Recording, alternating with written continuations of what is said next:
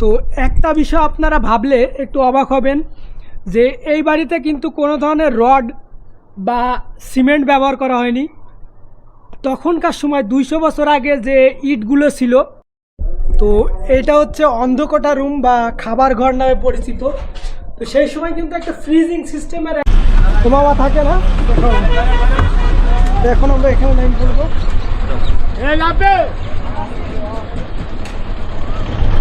তো এখান থেকে আমাকে একটা রিক্সা নিতে হবে বা কোনো অটো নিতে হবে, তারপরে এখান থেকে আমি চলে যাব হচ্ছে মিয়াদ দালানে। হ্যাঁ, তবে বাংলাদেশে কয়েকটা ক্যাডেট কলেজ আছে, তার মধ্যে হচ্ছে ঝিনাইদহ একটা অন্যতম ক্যাডেট কলেজ। আর এই বাড়ির একদম পিছন সাইডে হচ্ছে আপনার মাঠ। তারপরেও কিন্তু আমার ভয় একটু কাজ করছে যে এখানে কিন্তু অনেকটা হেলে পড়েছে এইসব বাড়িগুলো, তো ওইদিকে না যাওয়াই ভালো। হ্যালো গাইস, কেমন আছেন সবাই? আশা করি সবাই ভালো আছেন। তো আজকে আমি যাব হচ্ছে ঝিনাইদহ যে মিয়াদ দালান রয়েছে সেটা দেখার জন্যে। তো চলেন যাওয়া যাক। তো আমরা এখন বাসের জন্য অপেক্ষা করছি, আর একটু পরে আমাদের বাস আসবে আর আমরা এখান থেকে চলে যাব হচ্ছে ঝিনাইদহ। তো আমরা এখন আছি রূপসা এক্সপ্রেস বাসে, আর এই বাসটা হচ্ছে আপনার খুলনা থেকে কুষ্টিয়ার মধ্যে চলাচল করে।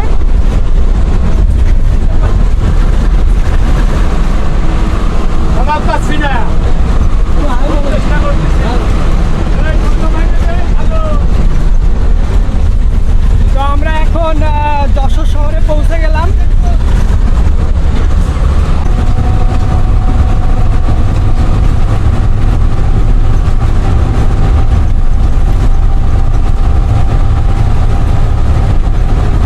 তো গাইজ, আমরা এখন ঝিনাইদহ টার্মিনালে চলে এসেছি। তো বাবা থাকে না,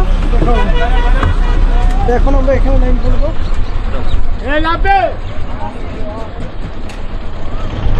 তো এখান থেকে আমাকে একটা রিক্সা নিতে হবে বা কোনো অটো নিতে হবে, তারপরে এখান থেকে আমি চলে যাব হচ্ছে মিয়াদ দালানে। দুই পাশে একদম গাছপালা ভরপুর, রাস্তার দুই পাশে একদম পুরাটাই গাছপালা।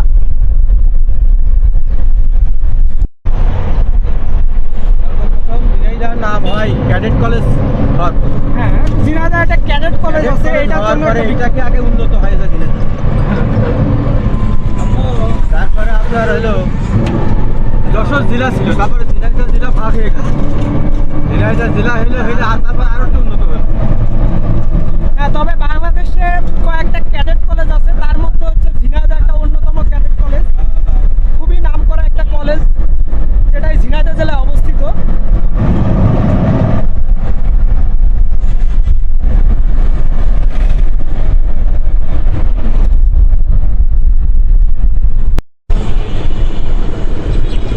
তো আমরা এখন আরবপুরে চলে আসলাম, আর এখান থেকে হচ্ছে আর একটা ইজি বাইক নিতে হবে, আর তারপরে আমরা এখান থেকে চলে যাব হচ্ছে মিয়াদ দালানে।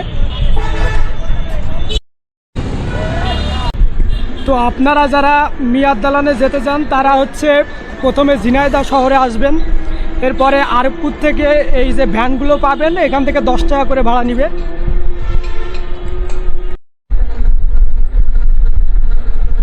একদম গ্রামীণ রাস্তা, রাস্তাটা দেখতে পাচ্ছেন যে আসলে খুবই পরিষ্কার পরিচ্ছন্ন একটা রাস্তা, চারপাশে একদম গাছপালা দিয়ে ঘেরা একটা রাস্তা।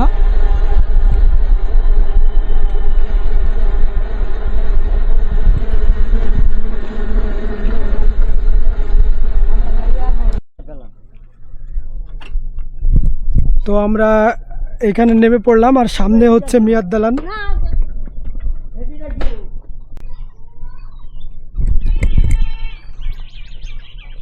একদম ভুতুড়ে একটা পরিবেশ, আর বাড়িটাও কিন্তু অনেক পুরনো একটা বাড়ি, যেটা ঝিনাইদহ শহরের একটা ঐতিহ্য বলতে গেলে চলে।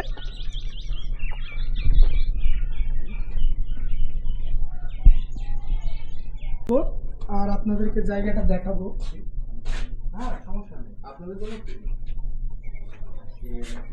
দেখছেন যে বাড়িটা কিন্তু অনেক পুরনো একটা বাড়ি।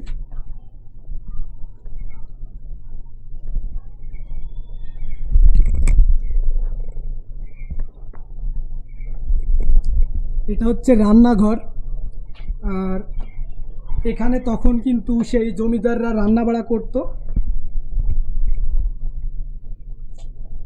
এই যে এখানে কিন্তু বিভিন্ন হাঁড়ি পাতিল রাখা আছে।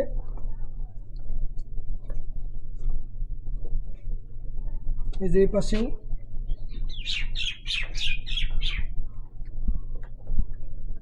তো ওই পাশটাতে যাই, ওই পাশে দেখি আর কি কি আছে।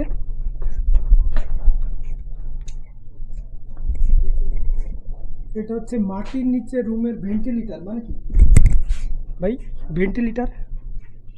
ভেন্টিলেটর বলতে আপনার কোনো হাউস টাউস হয়তো হবে, ঠিক আছে? হাউস মানে ভিতরে হাউস আছে। আচ্ছা, এটা So,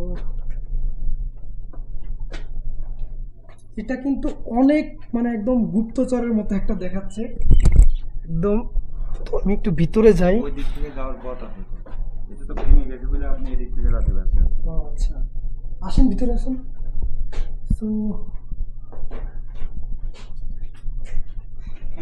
তো এর ঐতিহ্য কিন্তু অনেক।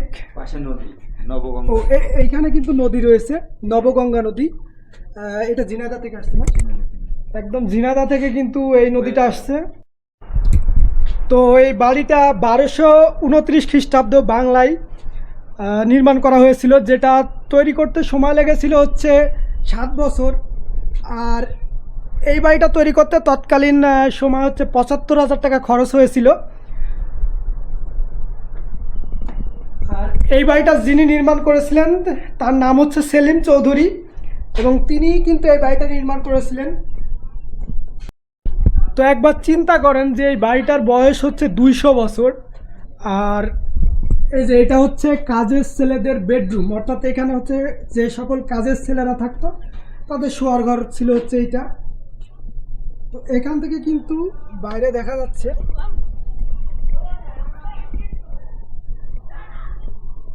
তো এইখান থেকেও কিন্তু খুব সুন্দরভাবে কিন্তু বাইরেটা দেখা যাচ্ছে।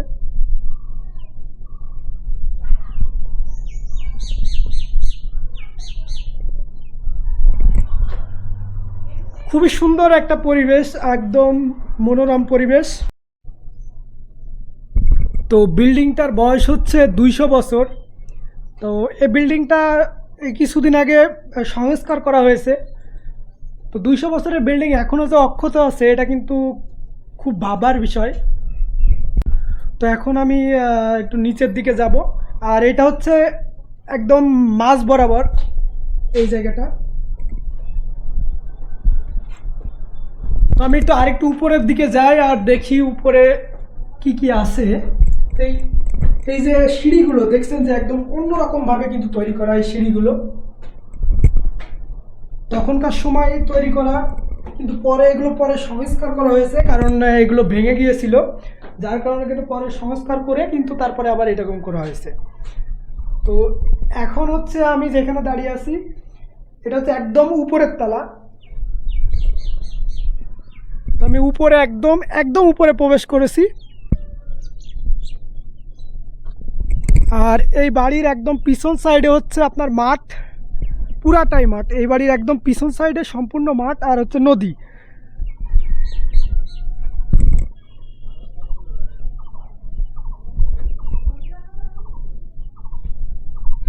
তো আপনারা এই জায়গায় ঘুরতে আসতে পারেন, খুবই সুন্দর একটা জায়গা।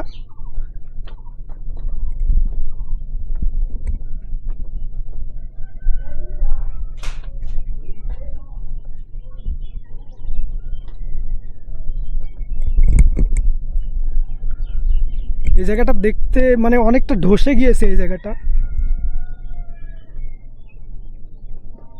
একটু ভয় ভয় লাগছে আমার কাছে যে 200 বছরের পুরনো বাড়ি। যদিও এখানে যাওয়ার কোনো নিষেধাজ্ঞা নাই, তারপরেও কিন্তু আমার ভয় একটু কাজ করছে যে এখানে কিন্তু অনেকটা হেলে পড়েছে এইসব বাড়িগুলো। তো ওইদিকে না যাওয়াই ভালো। তো আমরা আবার এদিকে যাই।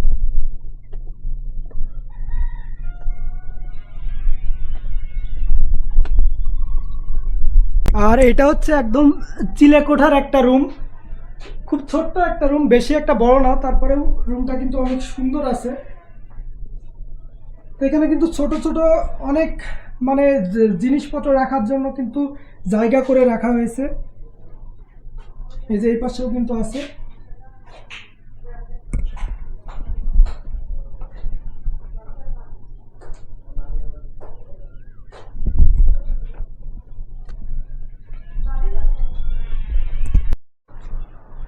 তো এখান থেকে হচ্ছে আপনার পুরা বাড়ির যে মেজোটা রয়েছে সেটা সম্পূর্ণ দেখা যায়, বাড়ির উঠান সম্পূর্ণভাবে এখান থেকে দেখা যাচ্ছে।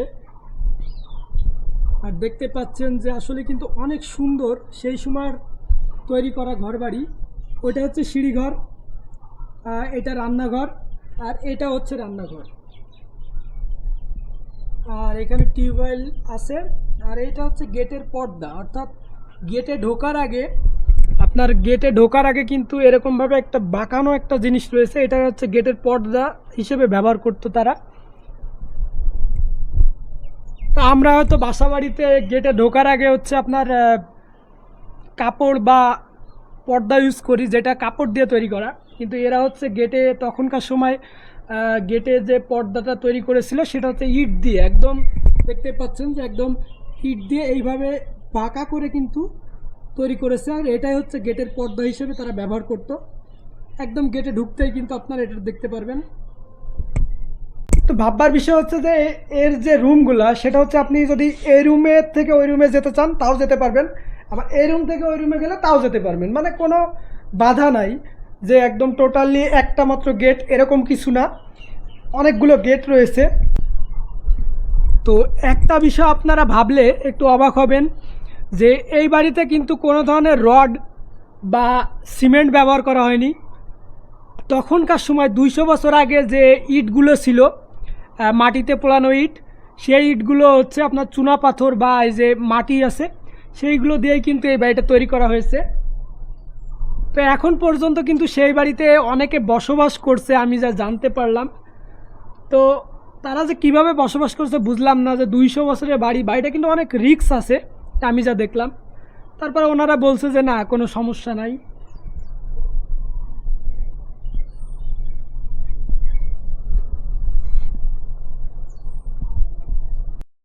তো এটা হচ্ছে অন্ধকোটা রুম বা খাবার ঘর নামে পরিচিত। তো সেই সময় কিন্তু একটা ফ্রিজিং সিস্টেমের একটা রুম করা হয়েছিল, আর সেই রুমটা কিন্তু এইটা, মানে একদম পুরাটাই মানে একদম গুপ্তচরের মতো একটা রুম। এই যে এখান থেকে কিন্তু নদীটা একদম খুব সুন্দরভাবে দেখা যাচ্ছে। এই যে অনেক সুন্দর একটা মানে জায়গা যেটা বলতে গেলে আর কি। তো এর নিচেও কিন্তু রুম আছে, আর খুবই সুন্দর। আর যদিও এটা পুরনো হয়ে গেছে তারপরেও এটা কি এখানে খাবার দাবার রাখতো। তো এইখানে কিন্তু খাবার দাবার রাখা হতো তখন। আর জায়গাটা এখন কিন্তু অনেকটা পুরনো হয়ে গেছে, আর পরিবর্তনের কারণে এর টেম্পারেচারটা অনেক নষ্ট হয়ে গেছে। তারপরেও কিছু বুঝতে পারছেন না, একটু এই অনুভব করা যায় ঠান্ডার একটা অনুভব। হ্যাঁ ঠান্ডা একটা অনুভব আছে। তো যাই হোক, এটা হচ্ছে বাড়ির উঠান।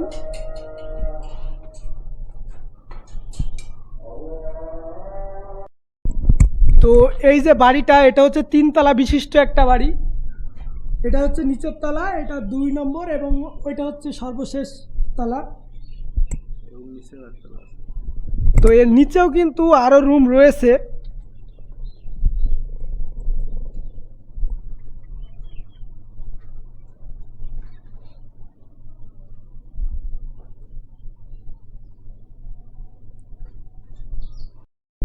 তো সেলিম চৌধুরী সেই মেয়েকে বিয়ে করার পরে হচ্ছে আপনার কলকাতা চলে যায়, যাওয়ার পরে সেখান থেকে কিন্তু তাকে মেনে নেওয়া হয় না। এরপর তিনি ছিলেন হচ্ছে আউলিয়া টাইপের।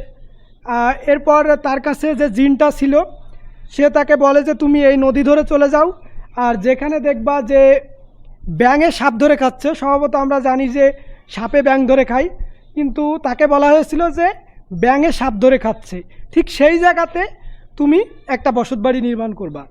আর তিনি এই যে নদীটা পিছনে রয়েছে এই নদী ধরেই কিন্তু আসছিলেন, এবং তারপরে কিন্তু এর পিছনেই হচ্ছে সেই ঘটনাটা ঘটে যে ব্যাঙে সাপ ধরে খাচ্ছে এরকম একটা বিষয় ঘটেছিল। তারপর কিন্তু তিনি এই জায়গাটাতে তার যে নৌকাতে মালামাল ছিল সেগুলো কিন্তু তিনি এইখানে নামান, আর তারপরেই কিন্তু এই যে জায়গাটা এখানে কিন্তু সেই বাড়িটা নির্মাণ করেন, আর এখানে তিনি বসবাস করতেন। তো এরপরেই কিন্তু তার যে স্ত্রী ছিল তার নামেই কিন্তু এই গ্রামের যে নাম সেটা কিন্তু তিনি করেছিলেন। তো যাই হোক, জায়গাটা অনেক সুন্দর, আপনারা চাইলে এই জায়গাটাতে আসতে পারেন। আমার কাছে কিন্তু পার্সোনালি খুবই ভালো লেগেছে জায়গাটা, সময় কাটানোর মতো একটা জায়গা। তো এটাই ছিল হচ্ছে ঝিনাইদহর যে মিয়াদ দালান সেইটা। তো জমিদার বাড়িতে আপনারা আসতে পারেন, আর এটা হচ্ছে আপনার ঝিনাইদহ জেলায় অবস্থিত। তো আপনারা যদি এখানে আসতে চান তাহলে প্রথমে আপনাদেরকে ঝিনাইদহ আসতে হবে, এরপরে ঝিনাইদহর আরবপুর থেকে আপনারা বিভিন্ন গাড়ি পেয়ে যাবেন, ভ্যান 10 টাকা করে নিবে এখানে আসতে। তো আপনারা এখানে এসে সময় কাটাতে পারেন। তো দেখা হবে পরের ব্লগে, ততদিন ভালো থাকুন, সুস্থ থাকুন।